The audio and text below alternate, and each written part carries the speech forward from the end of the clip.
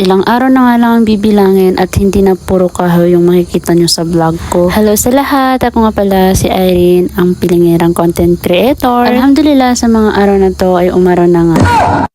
Nakakapag-adjust na nga rin ang mga itik dito sa bahay dahil nagsisimula na sila maghanap ng kanilang makakain. Medyo nalulungkot din ako sa mga araw na to kasi halo-halo yung emosyon na nararamdaman ko. Malungkot na masaya, na depressed, na stress, na hindi naman dahil sa asawa ko kundi dahil sa mga ibang tao. Gustong gusto ko ipagsigawan sa buong mundo dito sa social media kung sino sila at kung ano yung mga problemang dinala nila sa akin. Pero wag na dahil wala rin naman akong mapapala at baka sabihin nilang nagbago na talaga ako. And yes, nagbago talaga ako. Pinapalayo ko na yung loob ko sa mga taong akala ko kakampi. Sa mga taong akala ko ituturing nila sa akin kung ano yung tinuring ko sa kanila. Pero ang laki ng pagkakamali ko. Masyado akong nagtiwala dahil hindi naman sila ibang tao sa akin. Sobra akong kontento sa buhay ko ngayon at sa mga nangyayari sa buhay ko ngayon at wala akong problema sa buhay. Pero ang ibang tao talaga yung nakakapagbigay sa akin ng stress, depression at mga problema sa mga buhay nila, nakakainis. At alam ko sa sarili ko na hindi na nila mababawi o may ibabalik pa yung tiwala na binigay ko sa kanila. Hanggang dito na lang ang video na to. Follow for more. Be humble.